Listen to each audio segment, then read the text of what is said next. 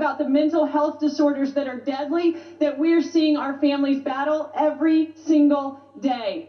Also, our teachers, our healthcare workers, our military, if anybody, they are the ones who they're standing in the gap for us. We trust them with our lives. We absolutely should trust them to make their own medical decisions.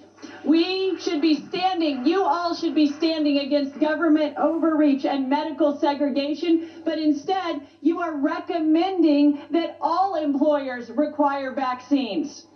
So in this meeting, I have heard you speaking about immigration, about people that are fleeing oppressive regimes and persecution. You're right, America is a beacon.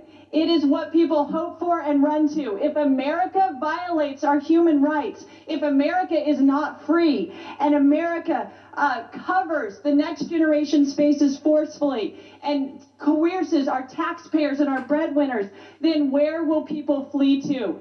What do we have to hope for if we can't hope in America? It doesn't matter what your party tells you. There is a judge, and your actions will be weighed in the balances. Time will judge you. Be on the right side of history. Stop the political theater. We do not consent. We will not comply. Thank you, Jim Desmond.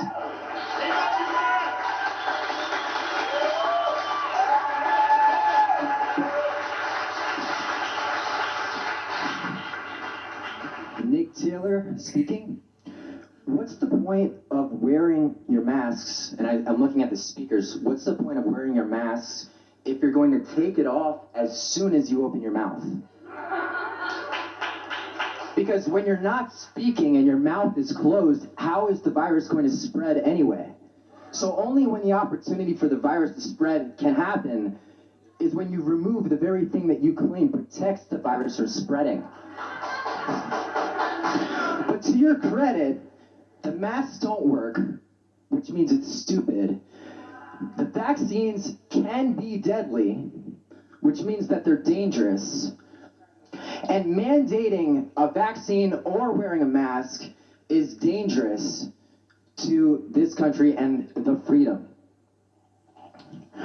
When a person suffers from mental defectiveness, we offer them disability services. When they suffer from insanity, we send them to a psychiatric ward. When they act dangerously, we send them to prison. But when they're stupid, crazy, and dangerous, apparently we elect them as chair and vice chair of the San Diego County Board of Supervisors.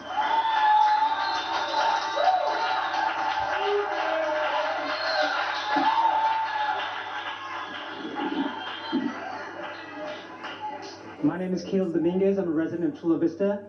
Nowhere do I read in the Constitution it is your job or any other bureaucrat's job to decide what I put on, in, or do with my body, given I'm law-abiding and I'm sound mind.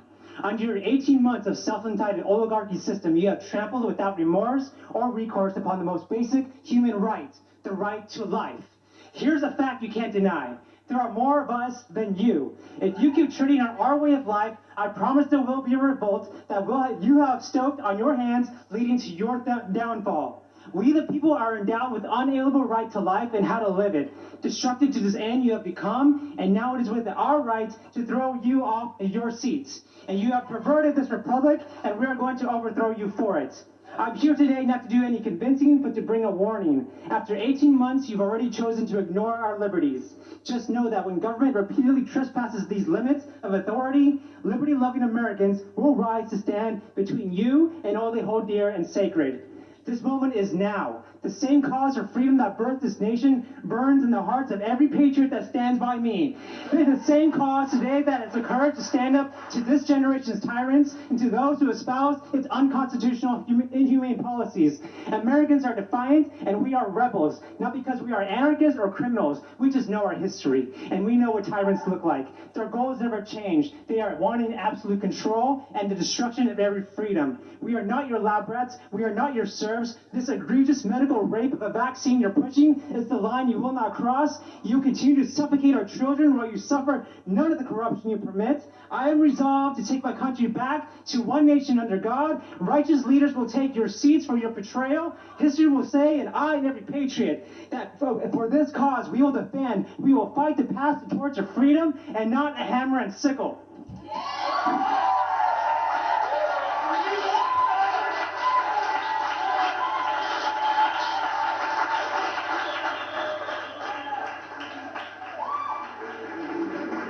Hi, I'm Sarah Maurer. It's been 550 days for 2 weeks to slow the spread. 550 days of a state of emergency? Let me remind you, it is a constitutional republic that guarantees protection of individual freedoms and liberty and due process. This includes medical intervention, due process. Facts. 91% of San Diegans aged 61 to 69 have received the vaccine. 98% of San Diegans 70 to 79 have received the vaccine. This is the vulnerable age demographic. Do not treat us all as if we are in the same risk category. Facts must inform public health. Do not give the general public mandated or coercive health orders. That is anti-science and anti-American, especially when anyone over the age of 12 can get the vaccine if they choose to.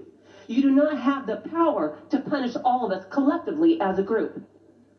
Enough of the arbitrary anti-science orders and power-drunk servants with authoritarian power. The government has no right to impose its will on us without our consent, and we do not consent. Shame on you for attempting to coerce business owners into standing between citizens and constitutional rights. You, our public servants, must have forgotten that you were elected to represent us, your constituents, and we do not consent. It does not stop with the Newsom recall. We will remember you from the top down, those participating in this political theater. We, the people, have the power to remove you. We do not consent to this absolute nonsensical tyranny, which is in violation of our rights. We will constitutionally resist. And for those who try to tell us, hey, this is temporary, it's simply a means to an end for everyone's health, may your chains lie lightly upon your wrists. Thank you, Jim Desmond.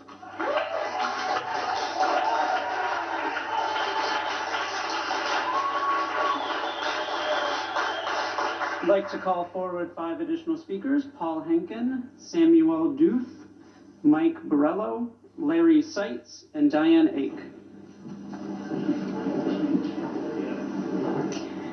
My name is Brittany Mayer, Rooted Wings on Instagram. Nathan Fletcher, I tagged the heck out of you, so I'm sure that you are very familiar with me. Jim Desmond, thank you for your work. Wilma Wooten, this is also directed at you along with Nathan Fletcher. America is not a hospital. California is not a hospital. San Diego, it's not a hospital. This is a constitutional republic that guarantees protection of individual freedom and liberty and due process. This applies to our individual pursuits of medical interventions and health practices.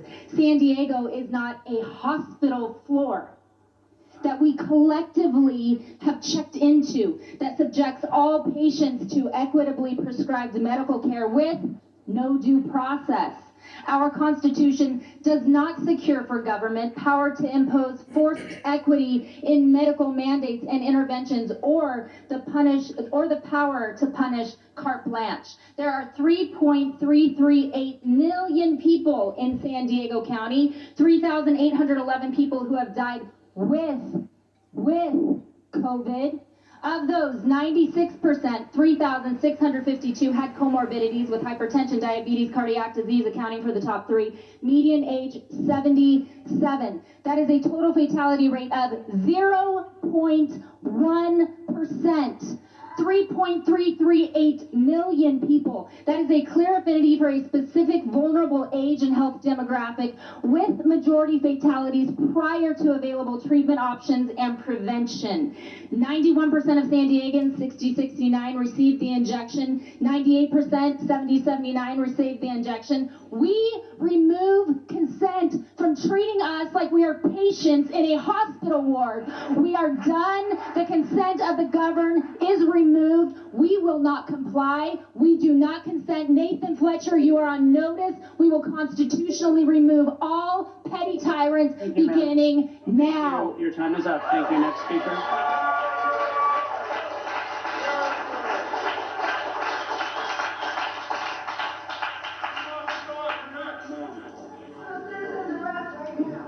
We should.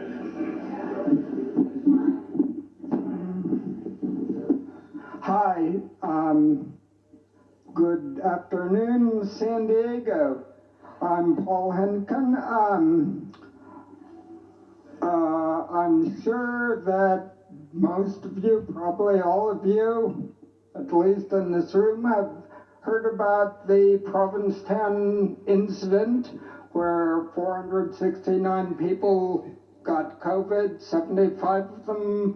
75% were already vaccinated, 5 were hospitalized. 4 of those people who got hospitalized were vaccinated. Only one was unvaccinated. No one died. But I mean, you know, the atmosphere of fear and hysteria and even paranoia just overrides all these messages that, I mean, it tells pretty much anyone who really thinks about it. I mean, COVID is not as dangerous as it once was. The immunizations aren't really doing what they should be doing. You know, there's a really serious problem in this city, in this country, of trust for medical people, doctors, I mean, even politicians, of course, who keep spouting all these ridiculous things. Don't accuse anyone of the unvaccinated people of spreading this. And I mean you and you and... Thank you, sir. Your time is up. I don't know who else has spouted this crazy lie. Thank you. Your time is up. Thank you. Next speaker, please.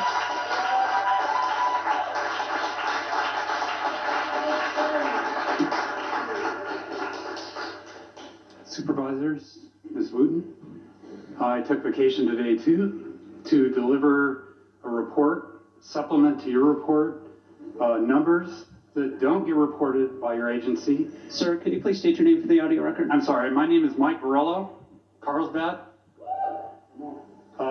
These don't get reported by your agency. They don't get reported by the mainstream media. They don't get reported on any of the media outlets. And if you try to post them on social media, they get censored. These came out of VAERS as of August 13.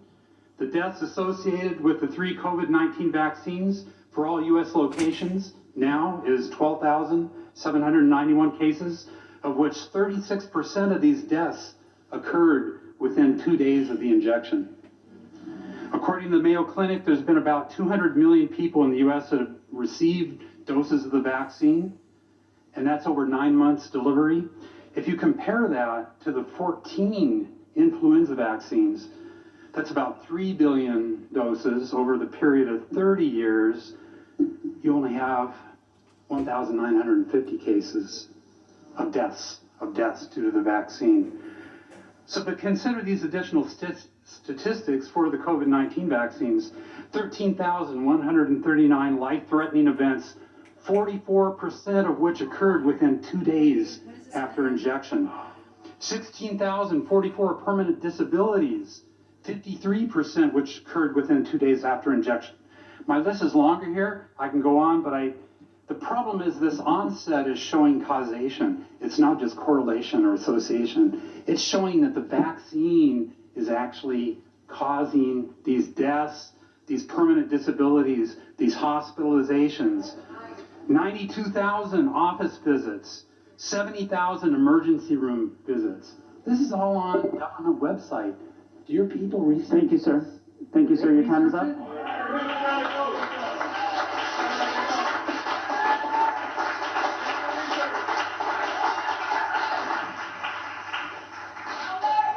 Hi, my name is Larry Seitz.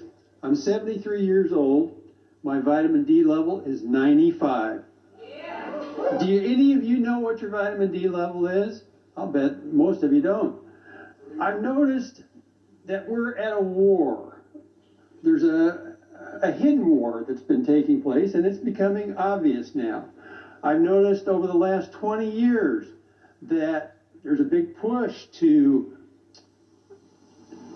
not get sunshine, to put on all that sunscreen. Oh, you got to watch out for that skin cancer, so you got to have all that sunscreen. And then when I noticed at the beginning of the virus, nobody was talking about vitamin D. There's a European doctor that was saying, I don't know why they're not looking at vitamin D. You know, vitamin D is the thing that prevents it. Vitamin D is what you get when you go out in the sunshine. That's the reason that the colds and viruses happen in the winter time, is because you don't get vitamin D. So that's pretty much it, I guess. But yeah, but this war is becoming obvious, and Nathan, you know what's going on. You know that there's a plan to do all this stuff. You're getting paid to do your job. And when a time comes, you know, and that people say it's time to get a new hobby, we'll see where people wind up. Thank you very much.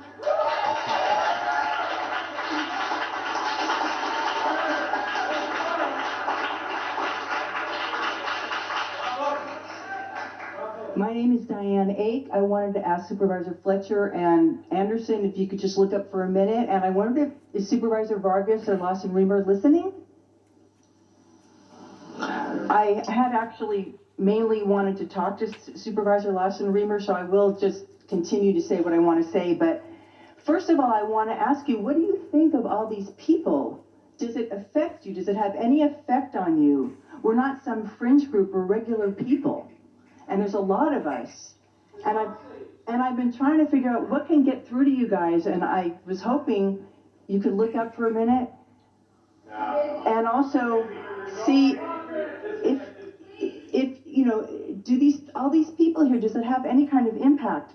I have a master's of public health. I've worked for 20 years in public health in San Diego. My husband's a biostatistician. He worked for UCSD, Kaiser, and the VA. So I do know something about public health. And I am co-founder of Reopen San Diego. We have thousands of members in San Diego. What I wanted to say to Supervisor Lawson Reamer, last meeting she said that we just need to trust the California Department of Health and follow whatever they say. And I want to ask you all, please, could you get a second opinion? If someone's diagnosed with cancer, they get a second and they get a third opinion. With all due respect, it seems you do more research on what car to buy or what school to send your child to than on COVID. Can you explain how a PCR test works, how valid it is? Can you tell us what studies have shown there's asymptomatic transmission? Can you describe how the vaccine works? Or you're using the scare tactic of cases to get people scared, but can you tell us what a case means? How do you detect a case? How valid are these methods? How dangerous are cases and why? Because science, what I wanted to say to her was, science is not a belief or a religion. It's a process. It's based on evidence. Thank you. Your time is up. Thank you.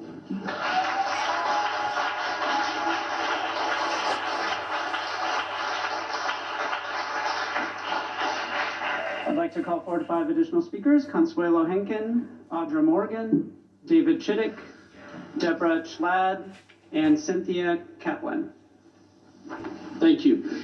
Supervisors, I'm Samuel Duth. I'm one of the pastors here in the city of San Diego. And before we get started, I just wanted to honor Jim Desmond. Thank you for standing up. Thank you for being a voice for the people, for we the people, standing up and being one of the only voices of truth and reason on this.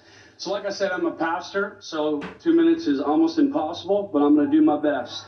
I'm also a husband. I'm also a father of 2 beautiful girls. And like I said, I'm part of the pastoral team at Awaken Church here in San Diego. And there's 5 locations around the area representing well over 10,000 plus people that are we the people, that are representatives, or that you guys represent, and we do not consent to what is going on. As a pastor, we were one of the few churches that remained open. Obviously, many of you know that because you were engaged with our team quite extensively. We remained open. Here's why we did. And like many, we initially were closed because we didn't know. We didn't know exactly the effects of it. Once we realized this was not a health issue, this was a control issue, we stayed open, we remain open, and we will never close again. We will never stop having services. Here's why. Here's why. Not because we want to be open, like many of accused churches, not because we're trying to collect money. We are open because we love people, because we care about people. And every single Sunday that we were open, especially in that beginning time, every single week at every campus without fail, we had someone say, I was about to commit suicide because of everything going on. I was desperate. I was at the end of my rope. I searched and said, God, please let there be somewhere I could go. Please let there be a church. And we were the only ones open. They came. And because of that, their life and their generation after them is spared because we stayed open and we love people. I encourage you and I challenge you, do not lock down. Do not force masks. Do not force vaccines. We the people want to remain free.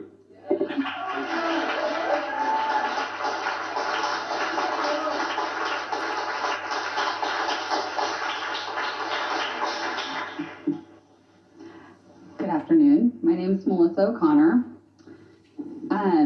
This is really uncomfortable because the county has been uncomfortable for 1.5 years, and we're not trying to be angry or insult you. I know it has not been an easy job, but what has happened in San Diego County over the last 1.5 years is unacceptable to every person here. That's why we're speaking up. It's for our kids, our families, our churches, our neighbors. I'm here to speak again because the disunity is really heartbreaking. I live up in Carlsbad. 2 weeks ago, I took my 3 boys to the library. We got books. It was the first time in 1.5 years because they just recently opened. We didn't have masks on because they weren't required 2 weeks ago. I went back this last week to make copies. The library was empty, and the librarian called the police on me because I tried to use a Carlsbad-owned copy machine without my mask, which I'm not going to wear because I think they're unhealthy, and it's not the law.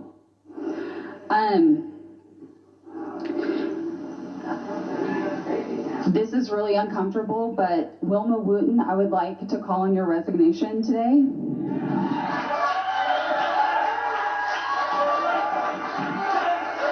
And Nathan Fletcher, this is very uncomfortable, but we feel ignored. I would like to call on your resignation today.